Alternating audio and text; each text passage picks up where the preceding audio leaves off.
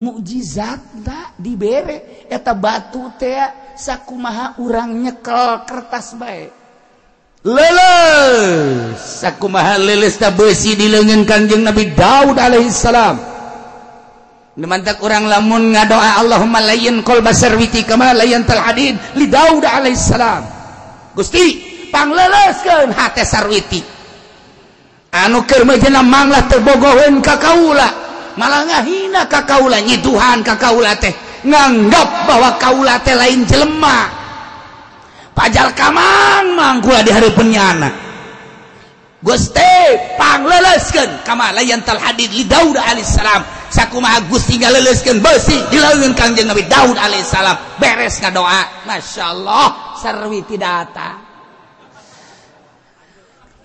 kapending Allahumma sholli ala Sayyidina Muhammadin wa ala ali Sayyidina Muhammad kama shallaita ala Bismillahirrahmanirrahim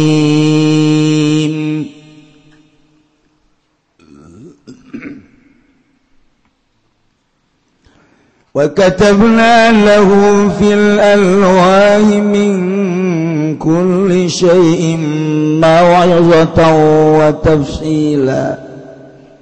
وتفصيلا لكل شيء فخذها بقوة وأمر قومك يأخذوا بأحسنها سأريكم دار الفاسقين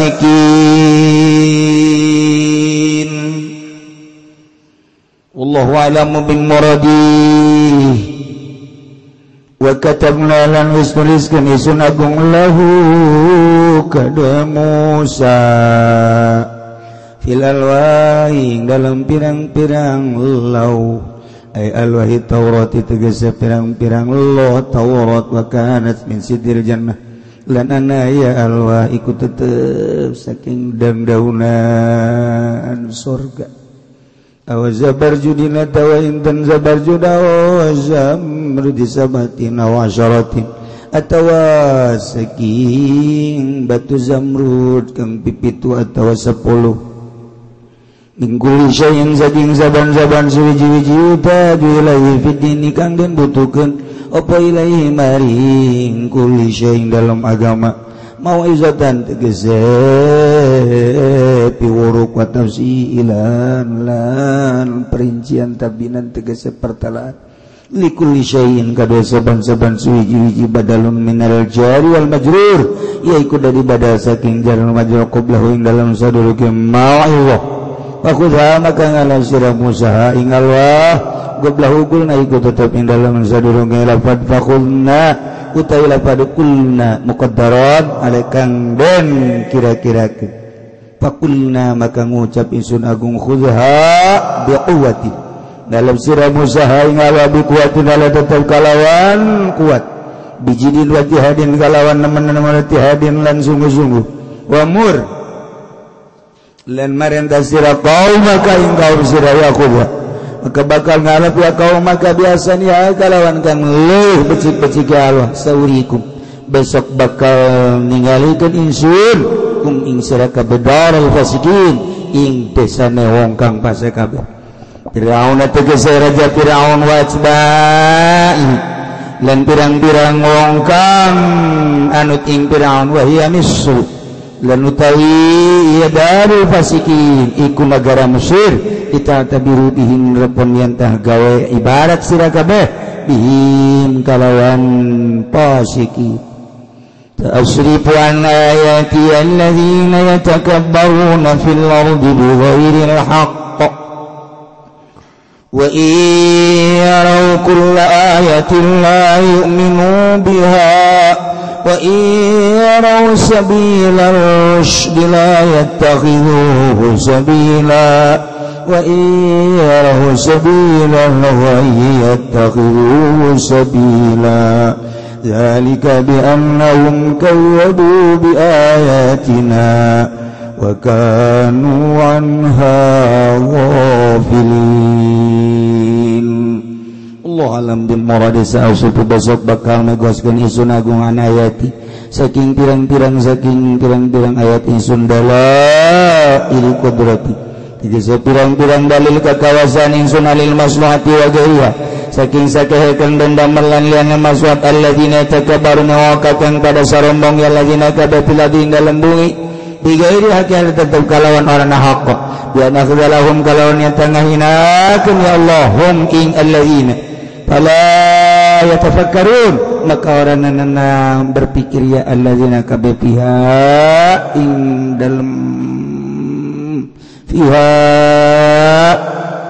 dalam itu fiha ing dalam ayat wa yarau kul ayatin lamun ningali ya alladzina ing saban-saban ayat la yu'minu biha maka orang iman kun ya alladzina biha kalawan kul ayat wa yarau lamun ningali ya alladzina sabila rusdi ing dadalan tariqi rusdi tegese dadalan sabil tariq rusdi tegese dadalan rusdi al-huda tegese pituri alladzi ja'akan tegaya ladzi min indillah saking sanding Allah la yattakhidhuhu sabila maka orangna ngalap ya alladzina hu ing sabila rusdi sabilan ing dadalan yasluku tegese ngambah ya lagina kabehu ing sabil wa yarau sabilal ghayyin namun ningali alladzina ing dadalan lacut dalalu tegese sasariya takhlu maka ngalap ya alladzina hu ing sabilal ghayy sabilan ing dadalan zalika utul mangkana usar pemegoskeun iku bi annahum tetep kalawan satuna alladzina kadzabu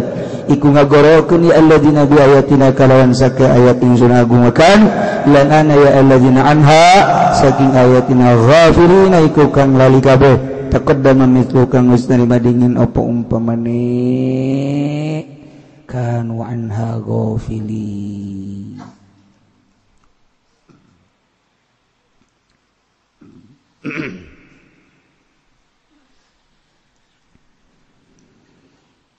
Jaritakeun tentang munajatna Kangjeng Nabi Musa alaihi salam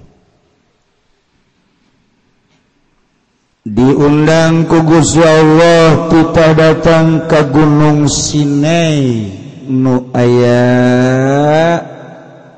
di Mesir Yordania Libanon. Kangjeng Nabi Musa berangkat setelah titip ke Kangjeng Nabi Harun nu jadi lanceukna. Titip umat kade cek Kangjeng Nabi Musa. Kaulah dipanggil ku Gusti Allah. Titah munajat. Sabada syarat-syarat dilaksanakeun puasa 30 poe tambah 10. Berangkatlah Kangjeng Nabi Musa harita pas poean Arfah 9 haji. Ngumentek poean Arfah memual aya tandingna kautamaan kamulyaan. Sebab sejarah Kangjeng Nabi Musa dipanggil ku Gusti Allah munajat di Gunung Sinai sami tanggal 9 haji poean Arafah. Kangjeng Nabi Musa berangkat naik langsung mukalamah jeung Gusti Allah sakumaha kamari. Kangjeng Nabi Musa turun di Gunung Sinai. Teu luhur gunung itu ditaekan ku Kangjeng Nabi Musa teh teu luhur. Wattini wazaituni waturi sinina wa hadzal baladil amin. Demi tin, demi zaitun, demi gunung Tursina Sinai wa hadzal baladil amin Makkah. Wahara Kangjeng Nabi Musa orang lewat di sisi gunung Sinai. Aya itulah urut Kangjeng Nabi Musa munajat. Henteu luhur kuari ditaekan ku berbagai manusia timbanca negara hayang nyaho. Lain bae jelema mukmin muslim bahkan Kristen, Yahudi, Katolik, Protestan dan berbagai agama-agama lain hayang nyaho gunung nu aya dina Al-Qur'an nu pernah mukalamah Gusti Allah jeung Kangjeng Nabi Musa ditarekan kuari. Masya Allah dipoto diabadikeun iman mente mahal iman naik mana iman mente ya Allah ya Rabbi aya dina Al-Qur'an nyana maca disejarahkeun dibacakeun di unggal negara dibacakeun di unggal itu agama dikunjungilah kuari iman mah ente sebagian ayat. Kangjeng Nabi Musa tanggal 10 haji diberi oleh-oleh ku Gusti Allah hasil munajat mukalamah jeung Gusti Allah. Oleh-olehna ieu kitab Taurat sebagai mukjizat. Wa katabna lahu fil alwahi min kulli syai' dituliskeun isun agung cek Gusti Allah kaulan wa agung nuliskeun kanggo Kangjeng Nabi Musa kitab anu ditulis fil alwahi dina lauh min kulli syai'in tina berbagai perkara anu dibutuhkeun ku Kangjeng Nabi Musa dina urusan agama. Jangan nyahokeun urusan ieu haram, ieu halal, ieu haram, ieu halal, ieu makruh, ieu mubah, ieu sunnah, ieu wajib. Terkumpul dina kitab Taurat anu kitab Taurat ieu dibikeun ka Kangjeng Nabi Musa. Mawazata wa tafsila sebagai piwuruk petunjuk jeung sebagai pernyataan penjelasan likulli syai' kana setiap perkara. Ya Allah ya Rabb bahasa Gusti Allah nu diabadikeun dina Al-Qur'an teh wa katabna lahu fil alwah kami nu agung geus nuliskeun jang Kangjeng Nabi Musa kitab-kitab tulisan-tulisan nu ditulis dina alwah. Tinggal ieu masalah alwahna lamun urang henteu dijelaskeun ku Kangjeng Nabi teh nya alwah teh naon. Mantap Kangjeng Nabi ngajelaskeun alwah teh ay alwahi Taurat wa kana min sidril jannah. Nomor kahiji riwayat Kangjeng Nabi ngajelaskeun eta Taurat teh ditulis dina daun-daun sorga. Malaikat Jibril ku Gusti Allah dipanggil titah ka sorga. Kemudian tita nyokot daunan sorga bawa ke handap dibawa ku malaikat Jibril alaihi salam tulis Jibril ditulis ku malaikat Jibril alaihi salam nu dibacakeun ku Gusti Allah kalam eta mah eueuh nu nyaho mukalamah Kangjeng Nabi Musa jeung Gusti Allah teu nyaho ngan dicatat make bahasa Suryani Taurat buktina di sorga langsung ti adem. Ya Allah ya Rabb. Panjangna 12 hasta. Lamun sahasta sameter berarti eta daun surga 12 meter. Panjang. Cenah kiai lamun daunna 12 meter tangkalna sagede kumaha ulah nyaritakeun tangkalna sia engke ka ditu bae ka sorga. dia tuh nuhun ke ulah kanuhun sia ibadahna datang ka mana nuhun ti heula bae alhamdulillahan bae ibadah sia osok tahajud tilo duha tilo salat subuh jam sabaraha 7 manya nu kos kitu ka sorga Allah karim ditulis ku malaikat Jibril make jangjang malaikat Jibril tentang berbagai hukum-hukum anu patali jeung haram jeung wajib patali jeung halal jeung sunnah patali jeung makruh jeung mubah ya karim beres aya 12 jumlahna bikin ka Kangjeng Nabi Musa gede amat eta kumaha manggulna Kangjeng Nabi Musa sia mah mikiran kos kituna bae dilipat ku Kangjeng Nabi Musa dan daunan sorga tersebut nu eusina hukum-hukum dibawa ku Kangjeng Nabi Musa dipanggul ya Allah di sorga Aden satu ketika Kangjeng Nabi nyaritakeun ku kula ngahajat teh dicaritakeun ruwi-ruwina panjang. Geus urang mah janu bodoh ieu ngajina. Ngan Kangjeng Nabi nyaritakeun teh bahwa eta Taurat teh ditulis ku malaikat Jibril alaihi salam dina inten Zabarjud. Ceuk sakaol Kangjeng nyarita inten Zamrud 7 biji inten. 7 atau 10 siapa nyawa ka inten Zamrud teh ngan seukur sagede kieu kan dibeli 400.000 1 juta 10 juta 100 juta dipake cincin atuh inten ge gede 12 meter inten Zabarjud atau batu Zamrud di sorga menang mawa malaikat Jibril lesa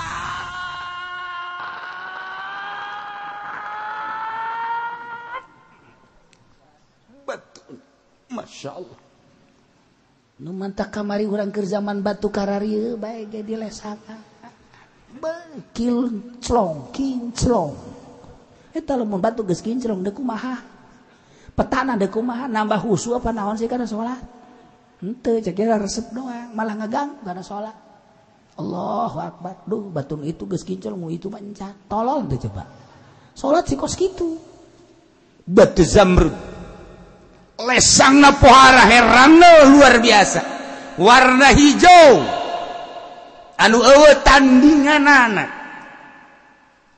eueuh tandingna ieu hijau mengkilap luar biasa nu mantap kuari mahal ge Zamrud teh mahal ieu teh tulisan kitab Taurat ditulis tina Zamrud masyaallah ditulis ku jangjang malaikat Jibril alaihi salam tentang hukum-hukum larangan haram tentang hukum perintah wajib, tentang hukum-hukum sunnah mubah dan lain-lain sebagainya. 12 meter panjangna mangkaning 10. Tertera tulisan di dinya. Haju kubaha eta Kangjeng Nabi Musa mawana dikersakeun ku Gusti Allah. Mukjizat da dibere eta batu teh sakumaha urang nyekel kertas bae. Leles sakumaha leles ta beusi di leungeun Kangjeng Nabi Daud alaihi salam mantak urang lamun ngadoa Allahumma layyin qalba sarwiti kama layyantal hadid li Daud alaihi salam Gusti pangleleskeun hate sarwiti anu keur meujana manglah terbogoheun ka kaula malah ngahina ka kaula nyiduhan ka kaula teh nganggap bahwa kaula teh lain jelema pajal kamang mangkula di hari penyana Gusti pangleleskeun kama layantal hadid li Daud alaihissalam sakumaha Gusti ngaleleskeun beusi di leungeun Kangjeng Nabi Daud alaihissalam beres ngadoa masyaallah sarwiti datang kapendi oh kamu sarwiti enaon di dekat di kula ndek nambahan omongan kula bawa kapendi teh jore kuari meuli jore sia sudah aing wajur teu wajur iyalah kamalayan tal hadid li Daud alaihissalam Kangjeng Nabi Musa ge sarua bae batu zamrud antu sakitu telasa, sakitu kandalna, sakitu herangna. Dileungin Kangjeng Nabi Musa percis kos kertas bae tilepkeun, tilepkeun, hiji deui tilepkeun. Ditendek ku Kangjeng Nabi Musa. Jadi ipis. Masya Allah. Lain letik-letik jelema Kangjeng Nabi Musa alaihi salam. Lain sekedar muka lama jeung Gusti Allah. Ketika dibere mujizat kitab Taurat ku Gusti Allah, nu ditulis cek sakaol tina daun sorga, cek sakaol Kangjeng malaikat Jibril nyokot batu nu bagus pang bagus tadi sorga, Zabarjud atawa Zamrud, gede, panjang, lebar, herang. Tapi di leungeun Kangjeng Nabi Daud dengan jadi Musa setelah ditulis kitab Taurat tersebut diletikeun ku Kangjeng Nabi Musa. Masya Allah. Ditilep, hiji deui ditilep, ditumpuk, ditendek ku Kangjeng Nabi Musa, set. Jadilah Taurat. Buku. Ya Allah, ya Rabbi. Diabadikeun dina Al-Qur'anul Karim. Urang teu kazamanan ka Kangjeng Nabi Musa alaihissalam, tapi urang yakin, ya percaya penuh lantaran urang iman ka Al-Qur'anul Karim. Al-Qur'an geus nyaritakeun wa katabna lahu fil alwah. Ya Allah, kami nu agung geus nuliskeun jang Kangjeng Nabi Musa kitab Taurat ditulis dina alwah. Sakumaha tadi? Min kulli syai'. Di jerona teh aya tulisan-tulisan nu patali jeung larangan, nu patali jeung perintah, nu patali jeung mubah, nu patali jeung sunah, nu patali jeung makruh, jeung berbagai-bagai anu dibutuhkeun ku Kangjeng Nabi Musa fiddin dina negakeun agama. Nu mantak di dia jadi badal mau'izatan wa tafsila. Jadi badal di mana? Jadi badal tina mingkul syai', pan mingkul syai' mah JR, ku badalna mau'izatan nasab, JR sote dina zahirna lantaran ai mahal nama nasab. Wa katabna lahu fil alwahi min kulli syai', eta teh jadi maful tina lapad katabna geus satu berarti ari mahal nama nasab. Nu mantap di dieu badalna ge mau'izatan wa tafsila. Nu teu mondok mah puyeng. Pokoknya nu teu mondok mah puyeng, nu mondok ge puyeng. Tuh, mantak badal.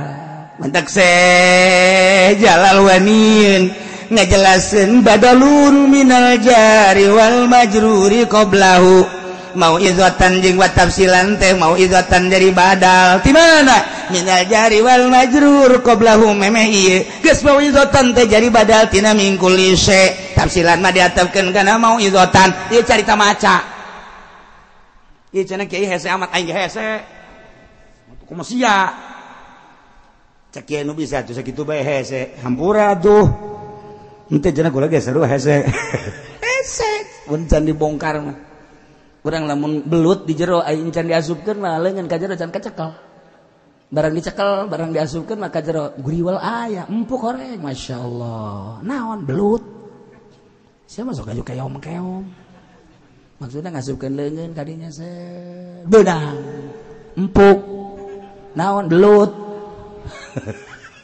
Saya pikiranna ngeres. Aju ka ditu bae. Kalau di imah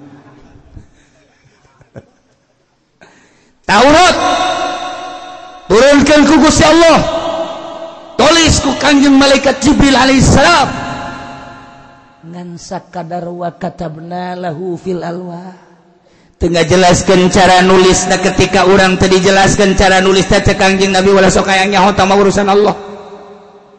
Maksudnya cara-cara nulis malaikat Jibril kumaha Allah tengah jelaskan ulah sok aya nyaho.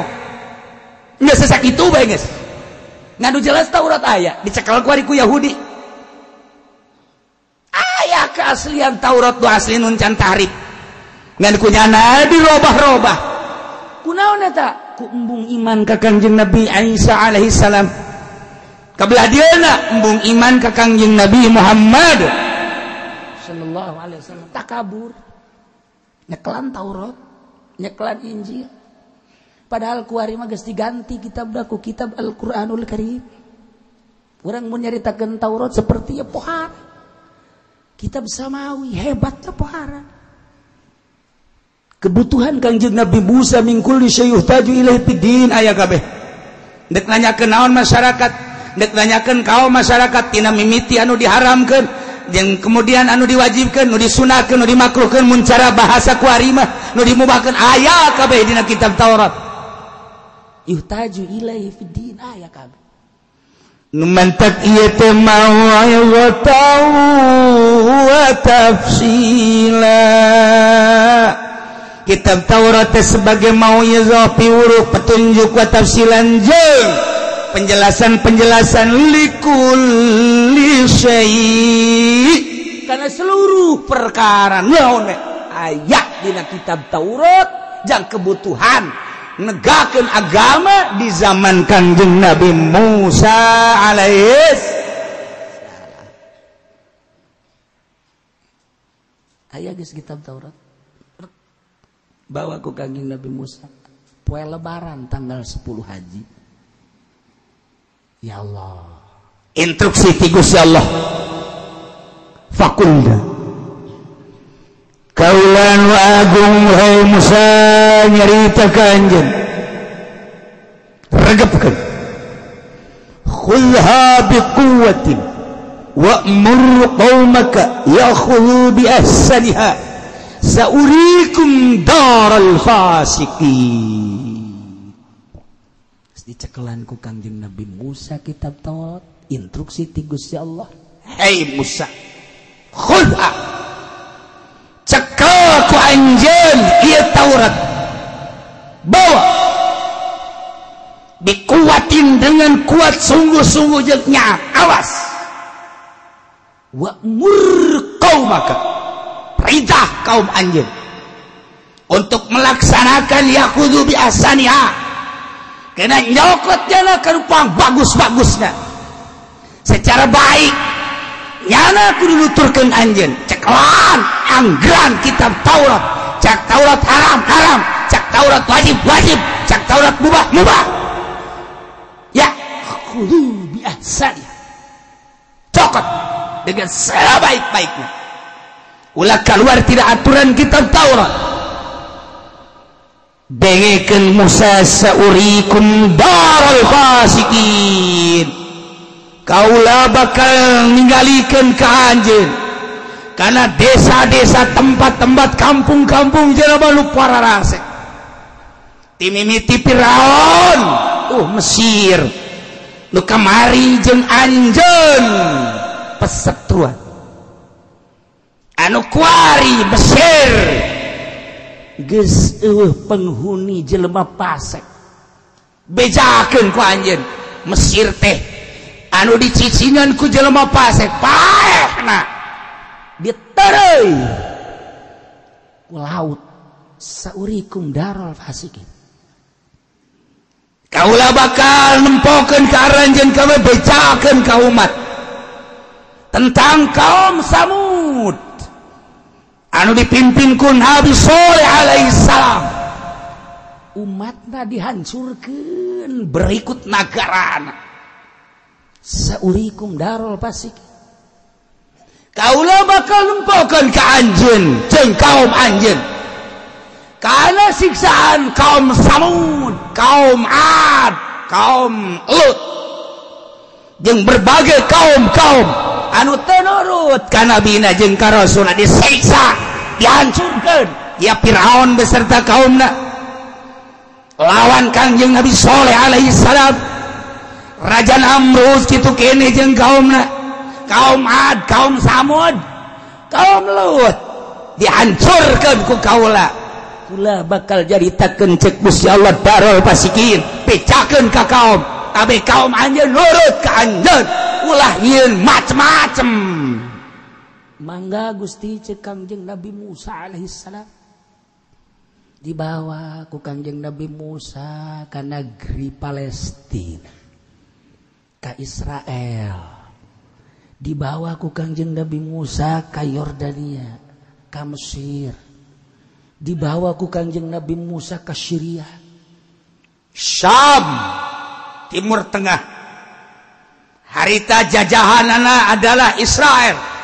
Kangjeng Nabi Musa ngembangkeun agama, dibere mujizat kitab Taurat, dibejakeun ku Kangjeng Nabi Musa ka kaumna, kade kudu cekelan ieu kitab Taurat sebaik-baikna, maju mundurna berangkat kumaha cek kitab Taurat. Aya larangan dina kitab Taurat ulah dipaju, aya perintah cek kitab Taurat laksanakeun. Ya yakhudhu bi ahsaniha. Bari Kangjeng Nabi Musa teh ngabeja-bejakeun, saurikum darul fasikin, Gusti Allah bakal nempokeun kaum-kaum anu teu nurut ka rasulna. Toh deuleu Mesir, toh deuleu Yordania, toh deuleu kaum Ad Yaman, toh deuleu Syam, Namrud, Baghdad dan lain sebagainya. Saurikum darul fasikin. Khususna Kangjeng Nabi Musa alaihi umumna jang urang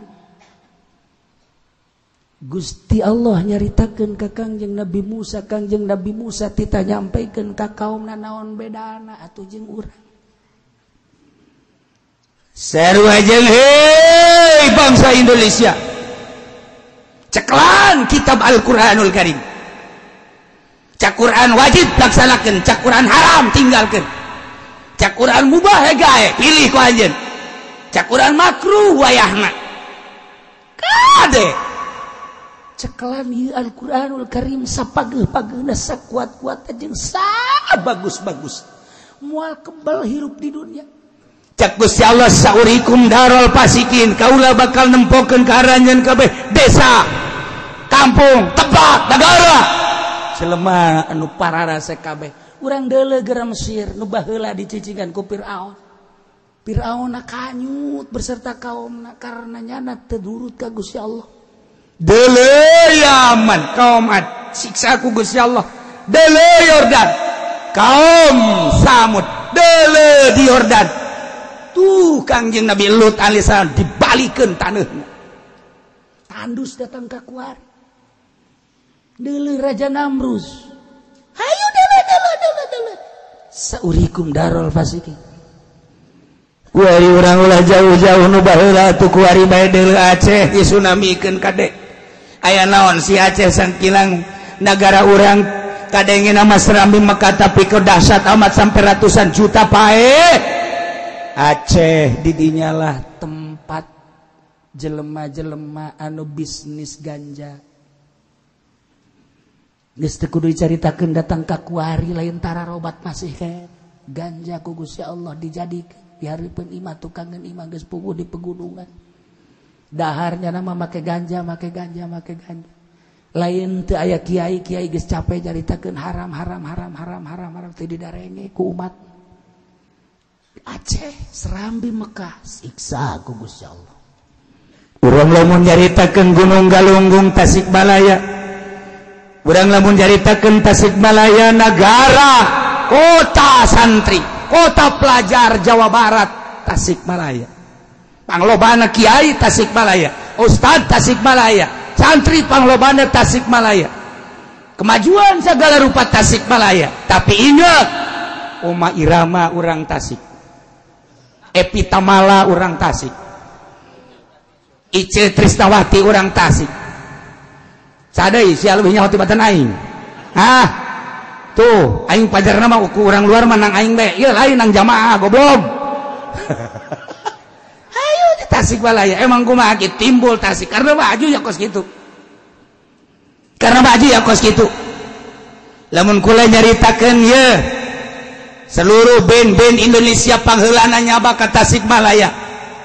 Carang Tangerang ngadatangkeun Dedi Stan sacarang, ngadatangkeun Ucok Harhab Tangerang carang, ngadatangkeun bangsa penyanyi-penyanyi band kelas nasional carang di Tangerang maka kara kuari-kuari baheula Tasikmalaya lain lalagaan.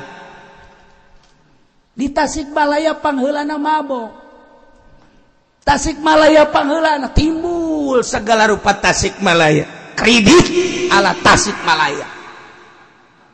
segala rupa aya di Tasikmalaya teh lain lalagan urang nyaritakeun pondok pesantren modern maju Tasikmalaya, nyaritakeun pondok pesantren salaf nu jadi wali Tasikmalaya, bahkan lamun urang nyaritakeun Syekh Khalil kitu nu kurang di jarahan teh Abdul Muhi pamijat Tasikmalaya nu mantak eta Syekh Abdul Muhi teh boga tetengger di mana abdi cicing moal dituduhkeun di tempat anu ibadah ka Gusti Allah moal wali mah begitu geus cicing di Garut kita pindah ku Gusti Allah Tasik Garut bacan sabaraha kata asik setiap tugas wali cicing di dinya berarti di dinya loba musuh-musuh Allah sakumaha nabi nu mantak diturunkeun di Mekah musuh Allah na ambalaya diturunkan di Baghdad musuh Allah, turunkan di Syria musuh Allah na ambalaya, turunkan di Mesir musuh Allah na ambalaya.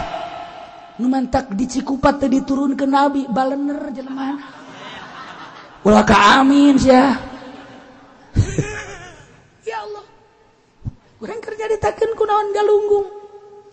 Lain timbul ti sungut kula, tapi timbul ti guru kula ketika kula ka Tasikmalaya jeung para santri jeung guru. Yuk coba orang nempo ka ditu cek almarhum ajengan imam.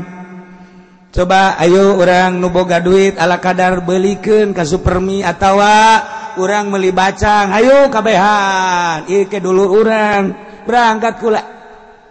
Terus ka Tasikmalaya sedihna luar biasa ningali kam-kam, ningali di desa-desa, di balai desa, ningali di berbagai tempat. Masya Allah tidak terkecuali orang kaya orang miskin. Ajengan nyarita terang teu nu mantak ieu galunggung bitu kami ngadarengekeun henteu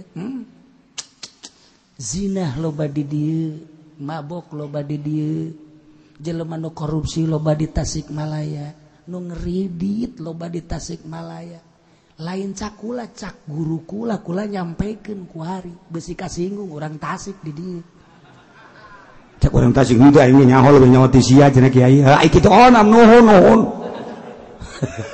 Tasik mah kumaha? Ji dongeng ajengan teh tuh rancapaku. Tuh anu didongengkeun nya nyaho.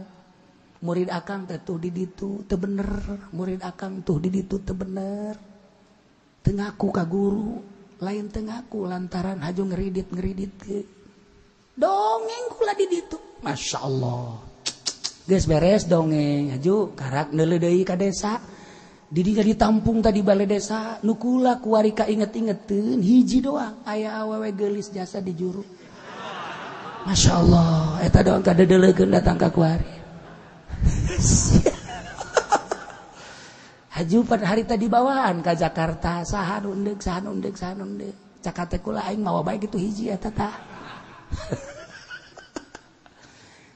tuh lain gitu dina harti teu jore teu geulis teu kaya teu miskin ngahiji bae di balai desa ngahiji bae di bangunan itu ngahiji di musola di masjid. Masya Allah karim galunggung eta teh kunaon eta teh makhlukna kaumna geus kaluar ti aturan Al-Qur'anul Karim mun urang neule Bandung mantak di Bandung digoyangkan di Bandung teh digempakan saeutik 10-20 mah gak Garut loba nu podar Cianjur gitu kayak urang lamun nyaritakeun Padang datang ka kuari sabaraha ribu jelema nu teu puguh kuburanana diambleskeun ku Gusti Allah boro-boro di Padangna urang lamun neuli di dieu bae urang Padang mah teu meunang salah saeutik dagang di mana bae di tengah jalan los Padang emang kumaha gitu peuguh perhitungan sukat sikut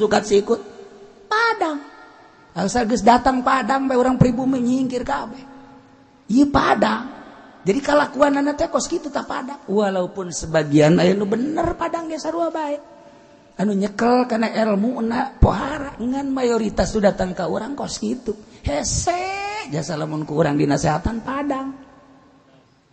Iya Padang, pohara jasakan Padang. Masya Allah, mantap beres di ditunda ku Gusti Allah. Ieu mah keur carita saurikum darul fasikin. Henteu kudu Mesir, teu kudu Yordan, henteu kudu Syria Baghdad, teu kudu. Urang mah di negara urang mah saurikum darul fasikin.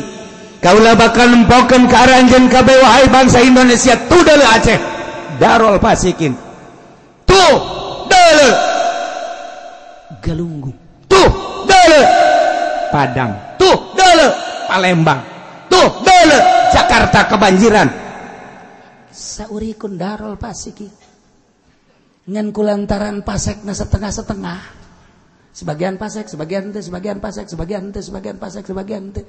Allah masih menghargai di Jakarta ka Habib-habib jeung ka kiai-kiai. Allah masih menghargai Tasikmalaya ka kiai-kiai jeung ka ustad-ustad. Allah masih menghargai Padang kiai-kiai ustad-ustad gitu kene Aceh. Lamun cacak-cacak Allah geus teu menghargai kadinya beureung dibeakeun ku Gusti Allah. Saurikum Darul Fasiki. Dicaritakeun kitu. Hartina sing hade urang.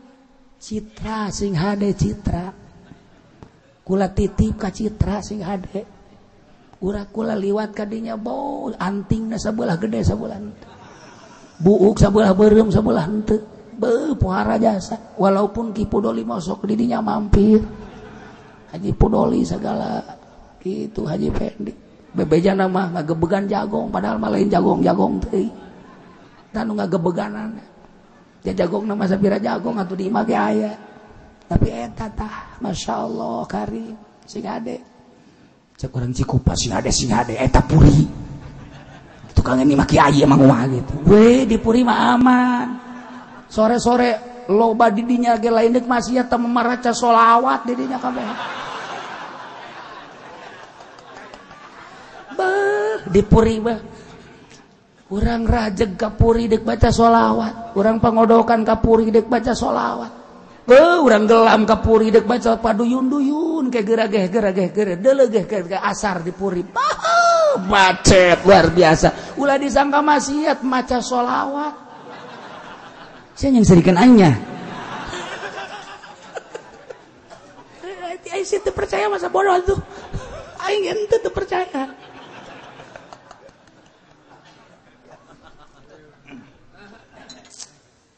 saurikum Darul Fasiki numantak kula kadang-kadang aya hudang ti peuting ieu keur carita osok hudang inggis ya Allah ya Rabbi salametkeun abdi salametkeun keluarga abdi salametkeun tatangga-tangga abdi salametkeun Gusti ieu kampung abdi lantaran abdi nyaho jasa ditukangeun imah teh masyaallah karim kararumpul jelema di dinya ikhtilat geus botip da geus macem-macem dinya teh besi ku Gusti Allah ditimpahan ku batu besi ku Gusti Allah dihujanan batu besi ku Gusti Allah dibalikeun kampung teh ya Allah ya Rabbi tapi kula ngomong deui ka Gusti ulah waka atuh puri mah jalur leuwih dasar ke citra itu pohara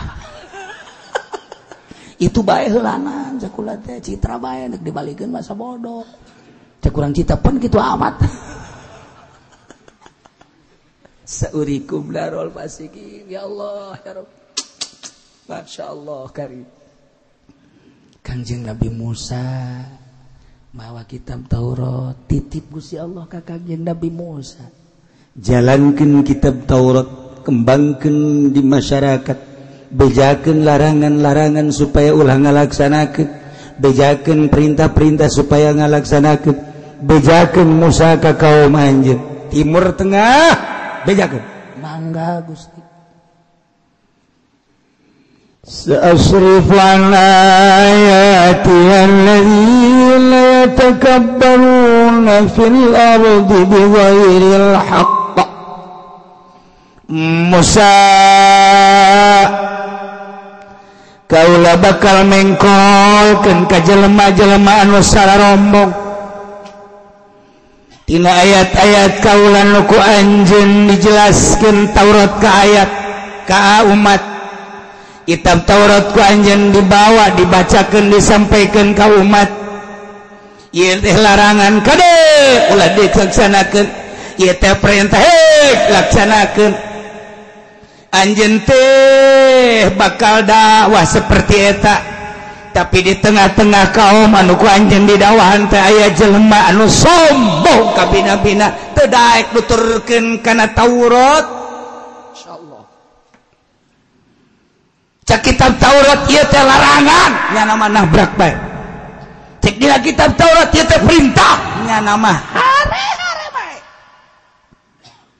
deuleu ke Musa jelema nu sombong teh bakal aya sa'asrifu an ayati alladzina yatakabbaruna fil ardi bighairi haqq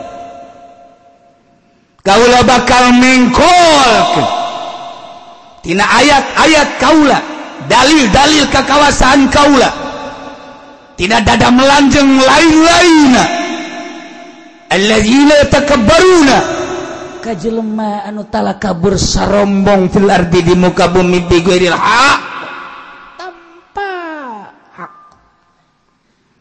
bi an akhdalahum ku kaula engke bakal dihinakeun sarua lamun tadi seurikum darul fasikin jelema anu para rasek teh daerah-daerah tempat-tempat aku kaula bakal dibejakeun tah geus kukula dibejakeun engke di kaum anjeun aya jelema nu takabur tetep bae teu nuturkeun aturan-aturan kitab Taurat nah ieu ge bakal dihinakeun ku kaula sarua jeung kaum-kaum nu baheula fala yatafakkaruna nya teu daek malalikir tetep sararombong bae dibejakeun ku dibejakeunna eta kitab Taurat disampaikeun ku disampaikeunna ka kitab Taurat tapi tetep teu jadi jelema eta teh engke bakal aya tatap jelema teh masih jekelan kana watak hawa nafsuna bae bakal aya lamun baheula kitab Taurat seperti eta amanat Kangjeng Nabi Musa sarua Al-Qur'an sarua jeung wahai kiai ulah kaget di lembur anjeun lamun anjeun nyampaikeun Al-Qur'an bahwa kreditan teh haram tetep jelema ngredit bae mun anjeun nyampaikeun bahwa mabok teh haram jelema marabok bae mun anjeun nyampaikeun zina teh haram tapi tetep bae jelema zararina mun anjeun nyampaikeun bahwa korupsi teh haram tetep bae pejabat korupsi ulah kaget sebab saurikum darul fasikin jelema-jelema fasik teh ku kaula geus dideleukeun tuh nagarana tuh daerahna dihancurkeun maka jelema nu teu nuturkeun Al-Qur'an bi an akhdalahum tetep ku kaula bakal dihinakeun deuleu secara pribadi-pribadina mantan-mantan pejabat jadi sampah masyarakat dihinakeun nu kamari mulia kuari hina nu kamari sugih kuari susah lain saeutik urang deuleu ku mata urang kuan aya nu disetrukeun ku Gusti Allah nu diedankeun ku Gusti Allah aya nu digeringkeun teu eureun-eureun ku Gusti Allah anu teu inget nanaon ku ari teu nyambung jeung jelema kamari di bapak-bapak di bos-bos ku ari dihinakeun ku Gusti Allah bi an akhdalahum dihinakeun secara pribadi kamari di bapak-bapak di mumule kuari manehanana ngagoler di masakit kuari setruk kuari teu nyambung pikiranana nu gering bae anu di penjara bae dihinakeun ngaranna kula inget bae waktu harita Agus Junara jadi bupati kemudian nyana diondang nyana hadir salah satu ucapanana nu nyentil ke para kiai cek nyana perayaan maulid dirayakan, perayaan haul dirayakan, wali-wali disebut, tetapi kenapa cakjana masih demen pakai samarenda? Termasuk kiai yang ada di sini yang melaksanakan haul Tuan Syekh Abdul Qadir, saya tahu kiainya masih seneng pakai samarenda. Kukula dicatat di hati kula tepoho datang ka kuari.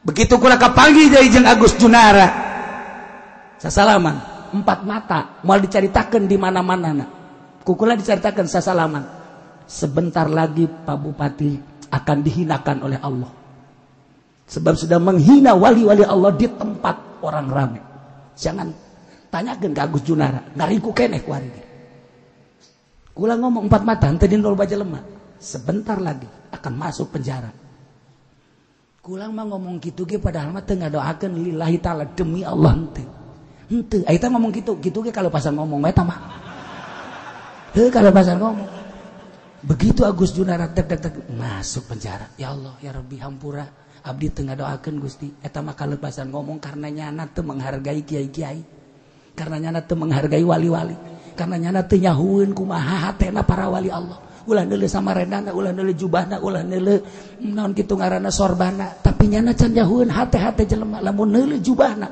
neuleuh sorban, neuleuh samarendana, katipu atuh kabeh jelema. Berarti anggapan nyana wali teh jelema rudin kos jelema tukang kitu sol sepatu. Salah, eta mah satu perjalanan. Geus datang ka derajat nama atuh teh urusan Allah ka ditu nama. Nyada teu baca Imam Syafi'i, nyada teu maca para imam mujtahid, nyada teu maca Tuan Abdul Qadir, nyada nyentil para wali, para kiai, kukula dicatat di jero hate. Cilaka sia teu ngarti kecuali sia haju nanya ka aing sia. Kieu cenah kiai sombong amat, kanyana aing mah sombong ge ka sia henteu. Kula kapanggih deui jeung bupati sasalamat tek.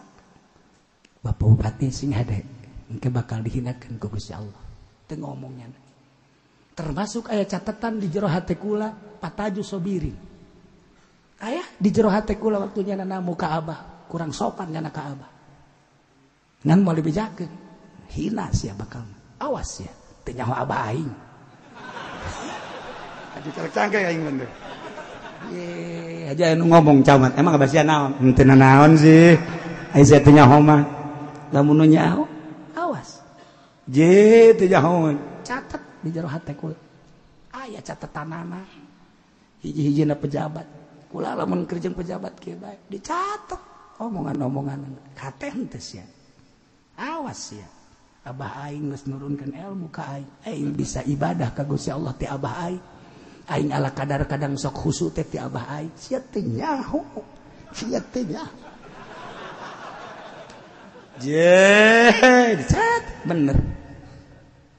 Lain lalagaan si hade. Urang menyaritakeun para wali di zaman Syekh Hidayatullah atuh nu anti ka Syekh Hidayatullah. Urang nyaritakeun para wali di zaman Syekh Maulana Hasanuddin nu anti Syekh Maulana atuh Ambalaya. Ulah jauh-jauh di zaman Gus Dur nu anti Gus Dur atuh Ambalaya.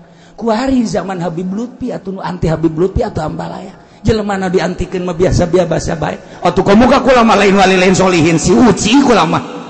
Nu anti ka kaul atuh Ambalaya di kulon aya di wetan aya di kidul aya aju kula narobat henteu kula mah ngahormat bae ka nyaho kula kiai anu anti kula nyaho pejabat anu gregeteun ka kula mah tetep benteng teu bendu lamun bendu moal daratang haji ka dieu terus terang bae mun bendu emang nang saya daratang haji ka dieu emang dipanggil diundang ku aing atuh henteu atuh sia bae naonan ka dieu je nang Allah taala ngaji sia batur nu bendu pek bae tuh masalah teu nyahoeun hate kula nyana hanya istriku yang tahu hatiku iya ketika aku lapar istriku tahu ketika aku pada sakit badan istriku tahu ketika kelihatannya rindu istriku tahu sia masuk ke situ. Iya, assalamualaikum darul fasikin belum. Sa'asrifu an ayati alladzina yatakabbaruna fil ardi bighairil haqq. Kos kumaha coba kiai kabangkarahan umat Kangjeng Nabi Musa hayang nyaho coba. Kos kumaha akur henteu jih jeung umat Kangjeng Nabi Muhammad nu di zaman ayeuna tahun 2015. Ieu bakal dicaritakeun. Wa iyarau kull ayatin la yu'minu biha wallahu alam bisawab.